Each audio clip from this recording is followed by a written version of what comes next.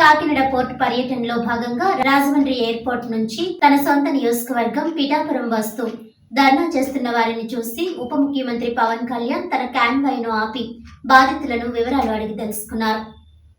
పిఠాపురం అగ్రహారానికి చెందిన ప్రభుత్వ పట్టా భూముల్లో నివాసం ఉంటున్న వారి వద్ద నుండి ప్రతి విషయానికి 1వ వార్డు సచివాలయం టౌన్ ప్లానింగ్ సెక్రటరీ ఫాతిమాపై పవన్ కళ్యాణ్కి ఫిర్యాదు చేశారు. పిఠాపురం జాతీయ రహదారికి ఆనుకుని ఉన్న మాజీ కౌన్సిలర్ అందుగుల సత్తిబాబుకు చెందిన స్థల విషయమై శుక్రవారం ఉదయం ఫాతిమాకు వ్యతిరేకంగా టెంట్ వేసి ధర్నా చేపట్టారు.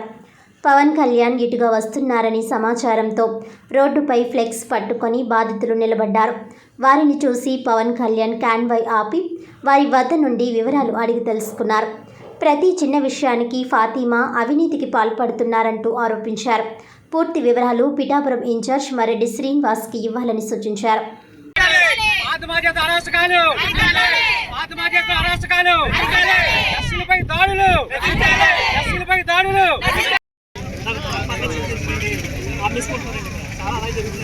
చాలా కంప్లైంట్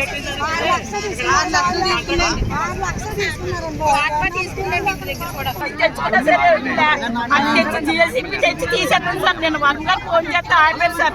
ఈ ఆల్మెంట్కి వచ్చేస్తారని మమ్మల్ని తోసుకోకండి అమ్మా, తోసుకోకండి.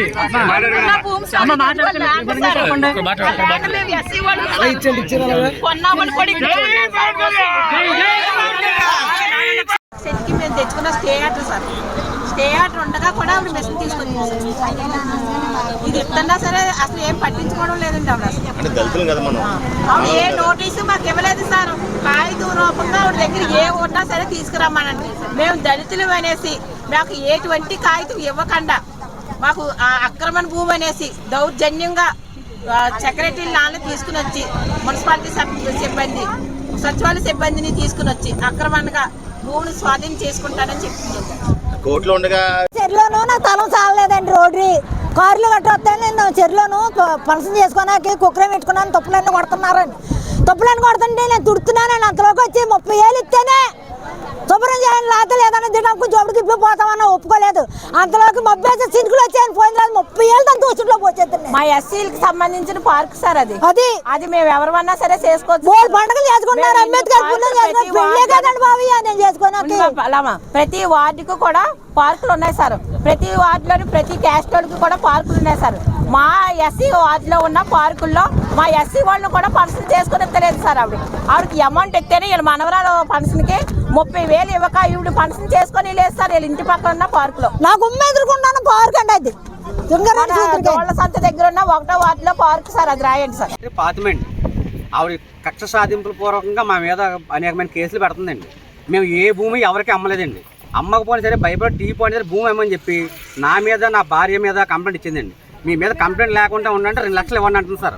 మేము ఏమన్నా ఎస్సీ దళితులు అంటే అంత లోకి వెండి వీళ్ళకి అగ్రకులస్తులు ఎవరైనా భూములు కబ్జా చేస్తే వాళ్ళు ఎవరిదో పట్టించుకోవట్లేదండి. భయపడి టీ పాయింట్ కాకుండా పక్కకి వెళ్తే సమాధుల భూములు సెటిల్ చేయించిందండి. మనిషి 3,50,000 తీసుకొని 10 పట్టాలు చేయించిందండి ఆవిడ. ఆ పట్టలు కూడా వాళ్ళు కూడా ఉన్నారు సార్. అక్కడ పట్టలు తీసుకున్న వాళ్ళు కూడా ఎటువంటి యాక్షన్ తీసుకోవట్లేదండి. రాపతి రోడ్లోకి వెళ్తే అక్కడ 2 ఎకరాలు ఉంది సార్. అది కూడా ఆవిడే అమ్ముతుందండి. దయచేసి ఆవిడ మీద యాక్షన్ తీసుకోమని మున్సిపాలిటీ గవర్నమెంట్ కోరుకుంటున్నాం సార్.